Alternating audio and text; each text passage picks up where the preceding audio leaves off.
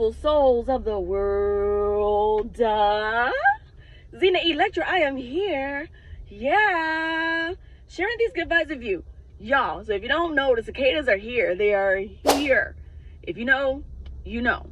So this video was inspired by a lady on TikTok who was saying that the cicadas vibrate in theta form in order to attract their mates. And that this theta vibration helps us to reach the ethers, which I completely agree about that. But also, I wanted to mention that everything has a place and a purpose. It doesn't matter if you like them. I don't care for them myself. But they serve a purpose, and I figured something out, and I want to share it with you. And I have a piece of a story time with you as well.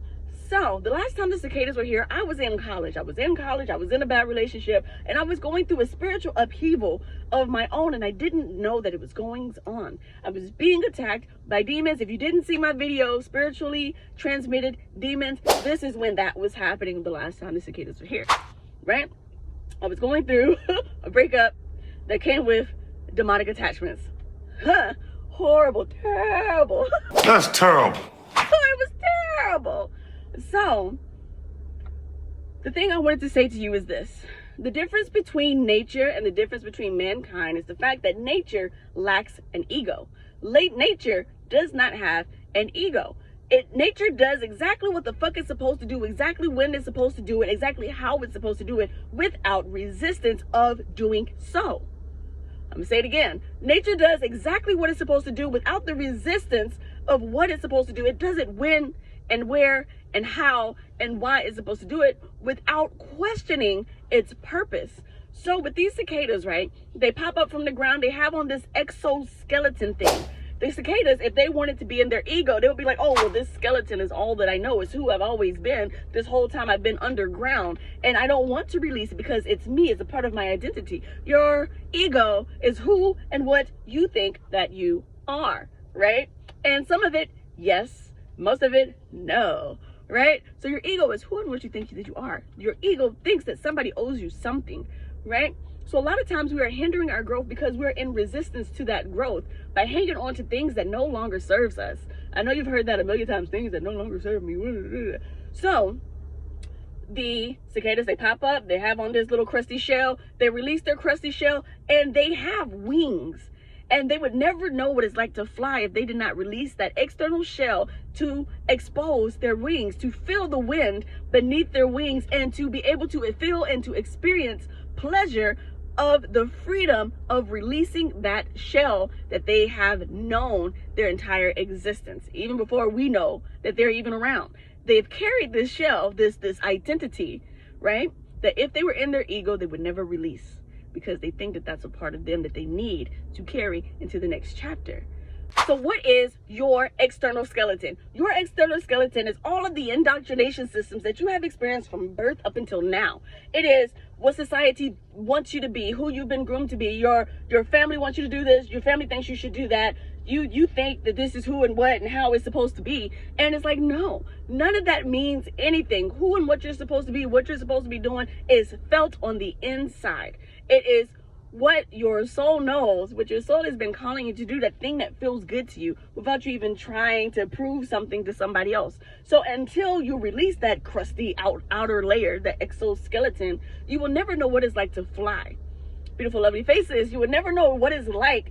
Hold on, wait, let's do some shout outs. Let's shout out to all the star seeds. Let's shout out to the oracles. Let's shout out to the way showers, the light bearers. Let's shout out to the gurus. Let's shout out to the priests and the priestesses. Let's shout out to you, you beautiful, lovely faces.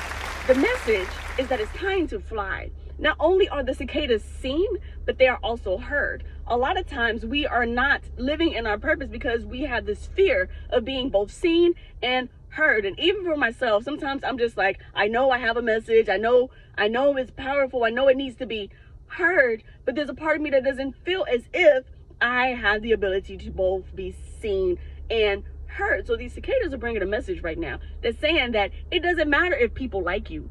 It doesn't matter if society is ready for you or not. They shall be seen and they shall be heard exactly when the fuck they're supposed to be seen and or heard. Both at the same damn time right now.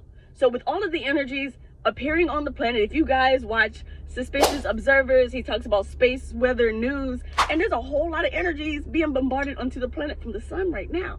And these energies are saying, baby, it's time to be seen and to be heard. It's time for you to shine your light out loud. Otherwise, you would never attract who you're supposed to attract. You wondered, oh, where's my tribe? Where's my lover? Where's this? Where's that? They don't even know you exist because you refuse to be seen. You refuse to show yourself. You want to stay underground rather than popping up and releasing that crusty outer layer and like I said, it's time to fly. You have wings. It's okay to be seen. It's okay to be heard. It's okay to evolve. And that's what the cicadas are showing us. It doesn't matter if people like them. It doesn't matter if people are afraid of them. It doesn't matter who or what or whatever, you know what I'm saying? Because some of them don't even make it to reproduce. And that's just like humans. Like you hear, but some people out real quick. So what can you do right now so you do not die with your song inside of you? Still inside of you. People say the richest place is the graveyard. And it's time for that paradigm to be done with. What can you do right now so your stories don't die inside of you? What can you do right now so your teachings, your thought processes don't die with you when you pass on? Because we don't know how long anybody has, for real. So, and that's what the cicadas are here to show us. That's what the cicadas are here to teach us. They don't have long. They don't have long at all. And they come and they get it the fuck done. And then when they pass on, they pass the fuck on, knowing that there's going to be another generation in about 13 or 17 years. Golly. Regardless if you like it or not. Because it is operating without ego. It is operating in its purpose. It is operating without resistance to who and what it is to ultimately become, by shedding the exoskeleton, by revealing its wings, by being able to fly and to experience pleasure.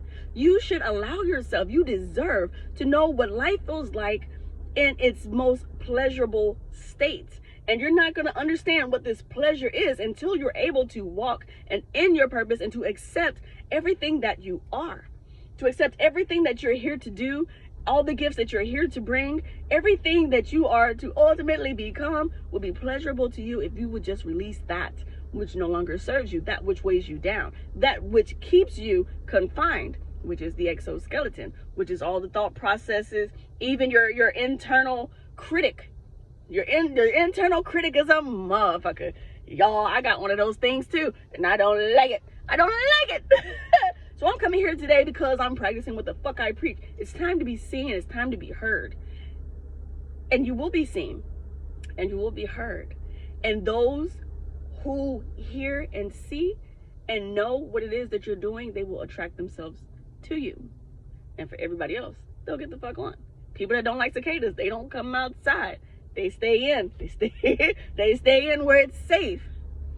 You're not here to play it safe. You're here to play your part.